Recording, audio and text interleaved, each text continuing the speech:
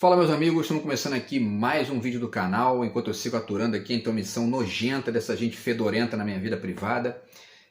Vamos fazendo aqui o que eles não destroem, né? O que eles não conseguem poluir de maneira direta, que são os vídeos aqui do YouTube, tá?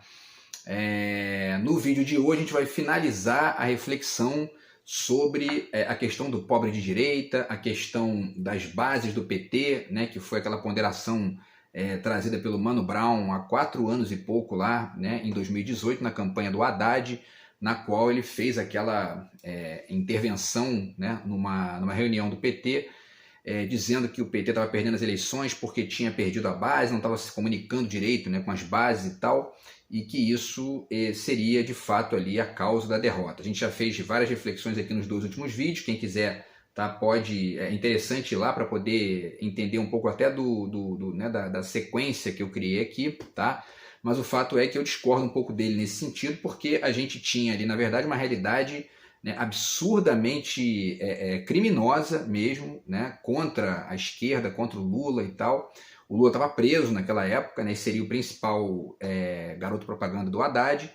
E, para além disso, existia naquela época toda aquela máquina, né, de produção da farsa que foi a Lava Jato, que foi o tal combate à corrupção do juiz Moro, que no fundo, né, a gente hoje sabe que o grande corrupto era ele, né, e uma série de outras coisas aí que estava acontecendo naquele momento, enfim, né, toda uma campanha antipetista, e aí o Bolsonaro começou a surfar nisso aí, e isso já vinha, né, porque a gente está falando de 2018, mas isso já vinha desde 2013, né, sendo construído aí pela direita a partir das instâncias de poder, de comunicação e ao mesmo tempo institucional deles ali, né, construindo essa farsa toda que acabou gerando a vitória do Bolsonaro e esse desastre econômico que foi nos últimos 4 anos aí, né, para o povo em geral, o governo da direita, tá?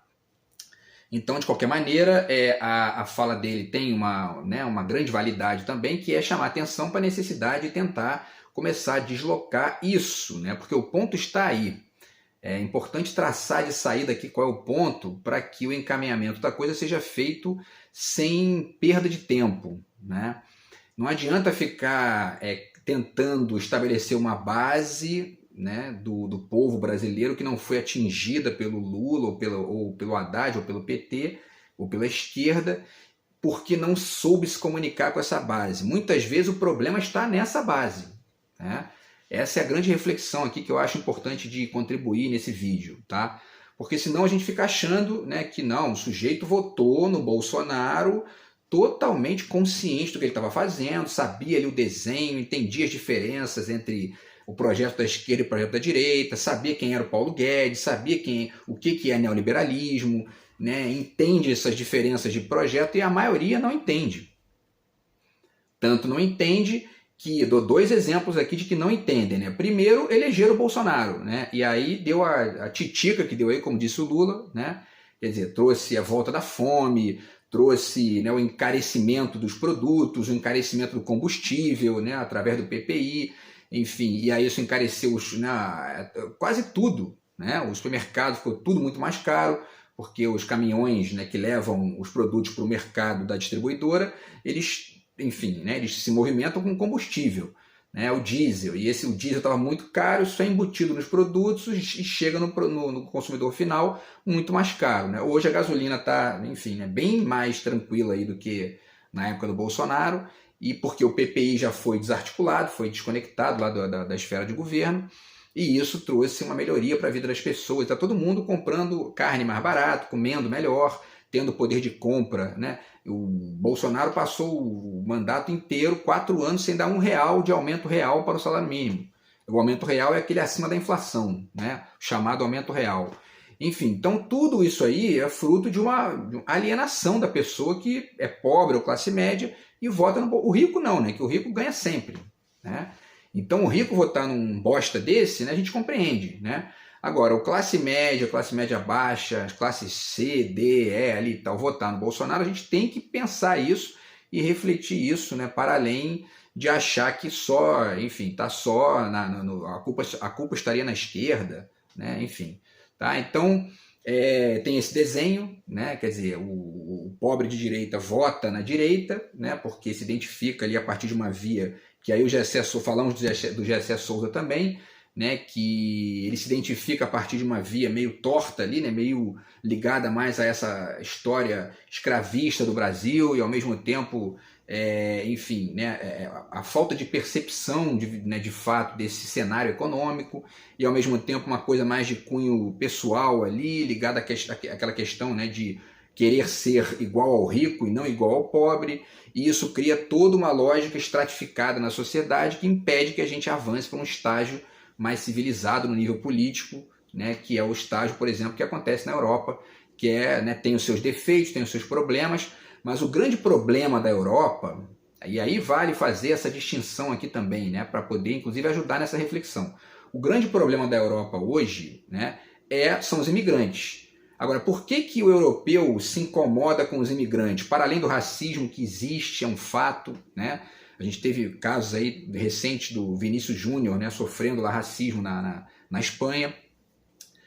Porém, existe um fator de fundo sutil nesse incômodo dos europeus com os imigrantes, que é o mesmo dos Estados Unidos. Ou seja, o imigrante é um risco para o emprego deles ali, né? É um risco para manutenção de uma certa estabilidade econômica que eles já conquistaram, né, há décadas, há séculos, alguns, né? É melhor dizer décadas, né, por conta da Segunda Guerra Mundial lá, enfim, né, há décadas eles já conquistaram isso, né? A gente não, certo? Então, é interessante pensar, né, por que o europeu tem esse incômodo com o imigrante e o que isso representa, né, de pista para a gente poder entender essa questão, né? E, obviamente, a gente não tem, eu não estou aqui dizendo, obviamente, que a gente tem que adotar, né, essa perspectiva de incômodo com o imigrante para proteger o nosso emprego, né? Porém, a gente tem que ficar com um olho lá, um cá, quando esse imigrante, especialmente quando esse imigrante é do estadunidense ou mesmo europeu e vem para cá roubar o emprego da gente ou destruir a economia brasileira, que é pior ainda, né? Eu estou lendo aqui um livro que fala dos prejuízos causados pelo juiz Moro e pela Lava Jato na economia. É um negócio assim inacreditável, inacreditável. E essas informações pouca gente tem, porque isso não é discutido na grande imprensa, não se discute isso, porque o objetivo ali é manter o combate a qualquer tipo de política de Estado que seja diferente do neoliberalismo. Tá? Enfim, então tudo isso é importante de desenhar, né? E o Gessé Souza faz isso muito bem com essa questão da sociologia do agregado que ele traz, que a gente discutiu no último vídeo, tá? E vamos continuar pensando aqui, porque hoje vamos falar um pouquinho do Wagner Moura. Tem um trecho do Wagner Moura no Roda Viva, no qual ele comenta essa fala do Mano Brown, tá? E eu acho bacana ponderar isso aqui, porque isso é interessante para a gente pensar um encaminhamento crítico e reflexivo aí para essa posição nossa de esquerda moderada e de uma da tentativa de transformar isso num debate público e tudo mais, tá? Porque isso que o YouTube permite também, né? Então, Wagner Moura, vocês vão ver no vídeo aí, ele diz, né, a autocrítica que nós precisamos fazer, que, né, se resume no discurso do Mano Brown. Essa entrevista dele é do ano passado, do ano retrasado, agora eu não lembro, tá? Mas falando aí dessa questão, né, da autocrítica que a esquerda tem que fazer, que é a mesma questão levantada pelo Mano Brown, tá? Então ele diz, né, a autocrítica que nós precisamos fazer se resume no discurso do Mano Brown, naquele comício do Haddad. Nós nos desconectamos com as pessoas com as quais nós estamos falando, né? E aí a Vera Magalhães, que era a pessoa que estava apresentando ali, né, ela diz com o povo, né? Essa é a questão que chave, né? E ele diz com o povo, a gente não conseguiu se comunicar naquela época, né? Por várias questões. A gente pode falar das várias questões que impossibilitam essa comunicação, inclusive hoje com o fenômeno das fake news, né?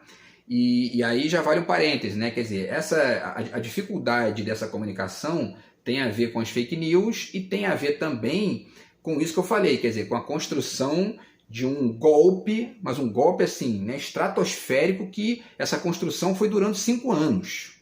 Né? Ela não acabou com o golpe da Dilma, ela continuou até a prisão do Lula, retirar o Lula da eleição, da disputa. Né?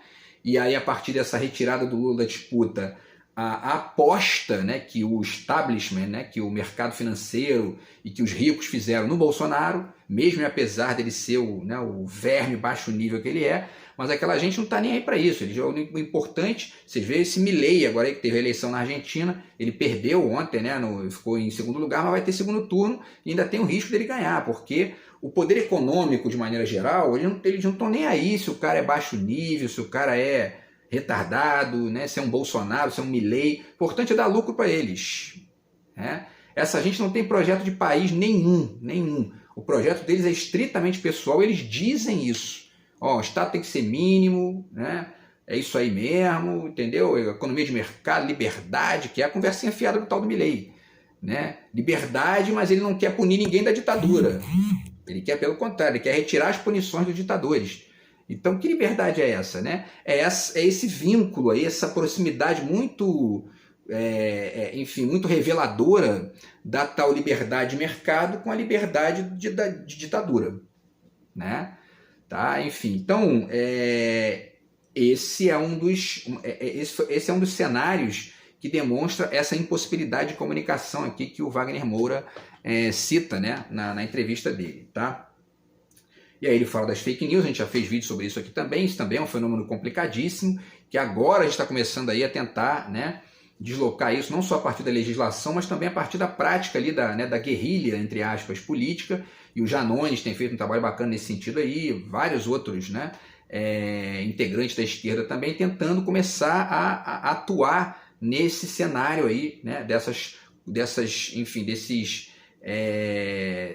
guetos de informação aí que são, né, as comunidades de WhatsApp, que é todo dia, né, quando a gente segue lá a agência Lupa, por exemplo, né, todo dia tem uma fake news absurda e os bolsominions espalham isso como se fosse verdade mesmo, acreditam nisso, quer dizer, um nível de estupidez inacreditável, assim, né? Enfim, até aí tá rolando uma aí que é, né, mais uma de centenas de fake news assim, infantis, patéticas, e eles acreditam. Né? Uma que fala que tinha um navio do Hamas lá no Nordeste, né? É um negócio assim, qualquer coisa que você diga para essa gente, eles acreditam na hora, assim, né? É um negócio impressionante. Tá? Enfim, aí o Wagner Moura continua, né, porque ele fala das fake news, né? E aí vale citar, tá, já de cara aqui, né, vale a pena, antes da gente chegar no Agamben, tá, que eu quero chegar no Agamben, vale a pena falar que é isso, as fake news são, de certa forma, o lado B da modernidade líquida. Né? Por quê? Porque é isso, a informação em forma líquida, né? Ou seja, essa informaçãozinha ali imediatista e imediatizada, né? Ou ser transformada num papelzinho ali, num cartazinho para ser lido em 10 segundos e não tem contexto nenhum, não tem reflexão nenhuma, não tem profundidade nenhuma, complexidade nenhuma, e é um pouco isso, é o lado B da modernidade líquida, né? Do que o Bauman está referindo ali nesse livro. Né? Então aí vai dizer que, para a gente fazer uma comparação com a Europa, por exemplo, que é uma coisa que pode ajudar aqui também a pensar isso, a modernidade do europeu, tá? Ainda que o Bauman esteja vendo isso lá, né, enquanto um europeu, porque ele acho que ele faleceu já, ele era polonês, né? Enfim, ainda que ele esteja vendo de lá, a modernidade da Europa não me parece ser líquida exatamente. Tá? Por quê? Eu fiz uma reflexão aqui, vou trocar com vocês. A modernidade do europeu, ela não é exatamente líquida, ela é uma espécie de sorvete, certo? Ela é um líquido, só que condensado ali no congelador para uma aparência um pouco mais sólida, né? O líquido amparado pela síntese com a tradição, tá? E aí deixo aqui mais uma vez a questão levantada pelo Anthony Giddens aqui também, tá? No Mundo em Descontrole, que ele fala da questão da tradição, né?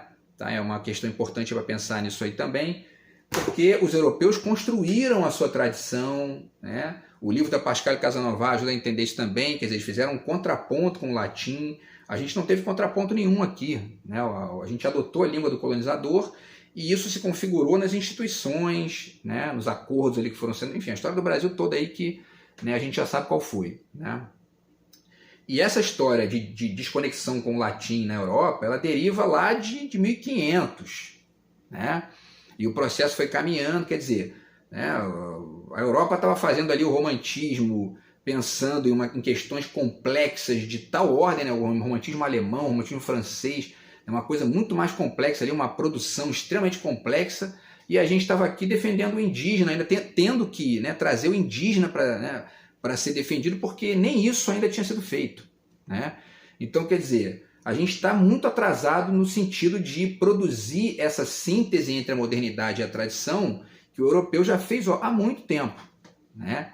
Tá? E aí qual é a questão, né? A nossa modernidade nem chegou a ser líquida ainda, né? A nossa modernidade é uma água suja, porque a tradição, né, que na Europa gera síntese, aqui é um sorvete sujo. Tá? Estou brincando aqui com essa metáfora para ver se cria uma imagem razoável aí em cima dessa metáfora do Bauman, né? Como é que fica a síntese do sorvete sujo com o líquido moderno, né? Fica um sorvete aguado e sujo, tá? Então é isso que a gente tem hoje. E aí essa fake news chega na cabeça do Bolsominion, né, sem nenhum tipo de crítica, né? Não tem, né, nada de trabalho crítico aí. Isso certamente aconteceu na Europa, mas em um nível muito menor do que aconteceu aqui, né?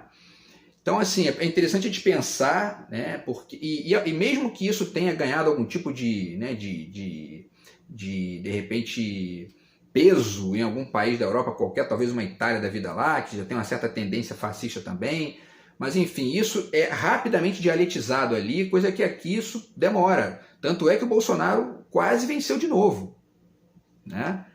Então, enfim, tá? E aí vamos continuar a fala do Wagner Moura, tá? Ele continua, mas eu acho que nós precisamos, o campo progressista precisa hoje, através da arte, através do diálogo, através do jornalismo bem feito, imparcial, se aproximar dessa base, né?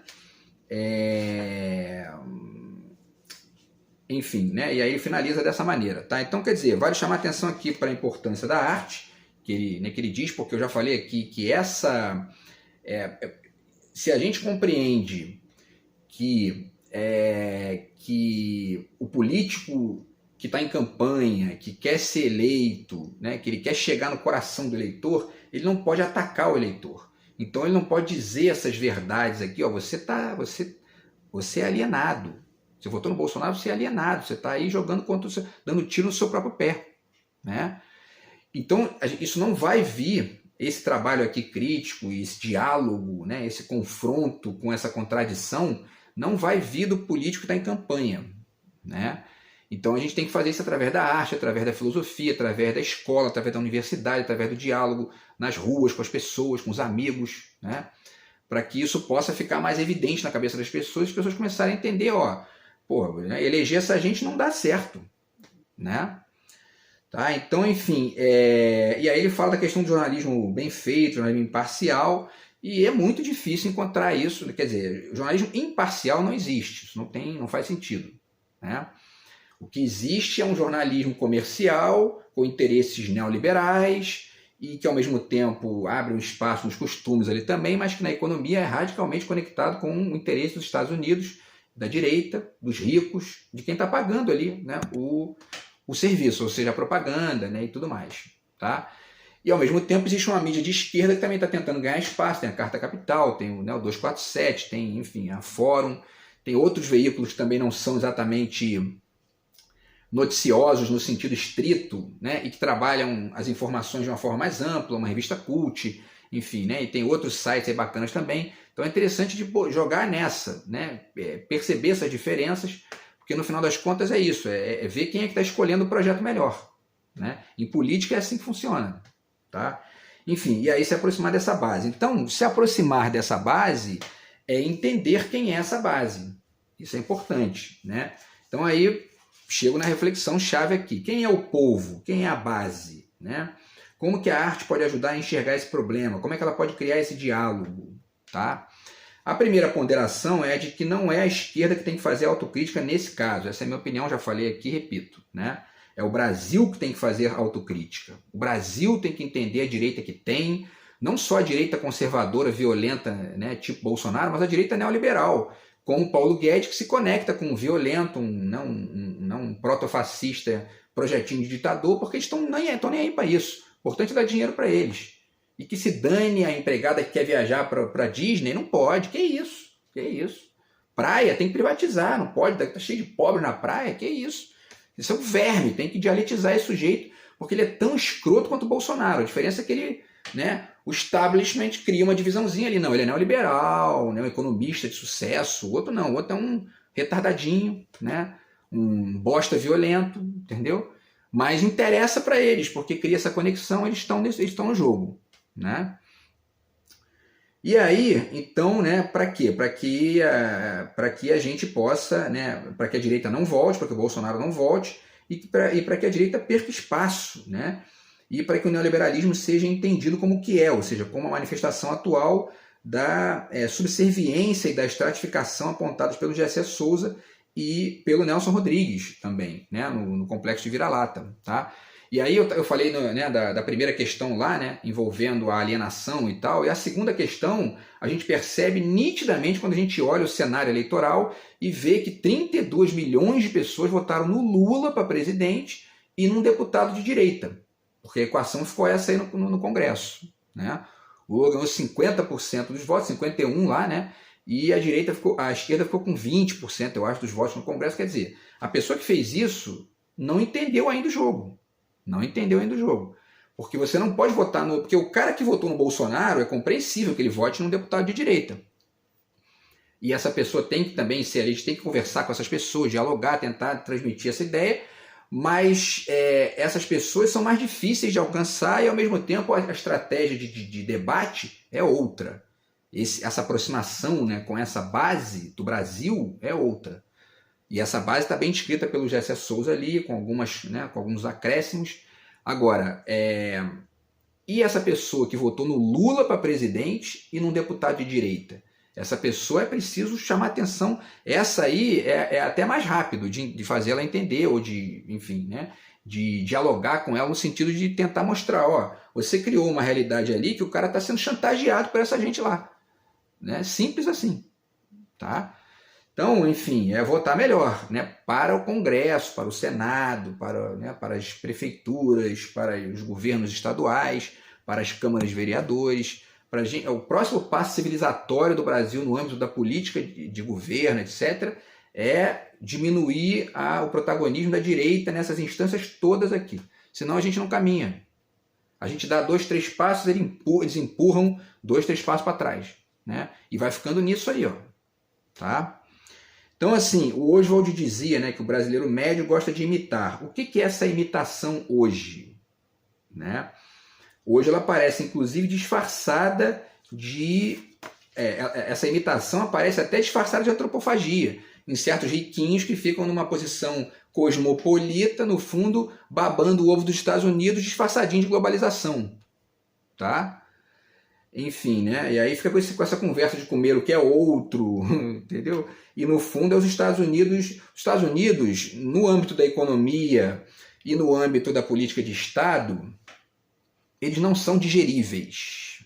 É isso que tem que ser entendido em relação a essa metáfora lá do Oswald. Tá? Não dá para comer aquilo ali não, aquilo ali dá indigestão. É melhor entrar em contato com outra coisa, né? Tá?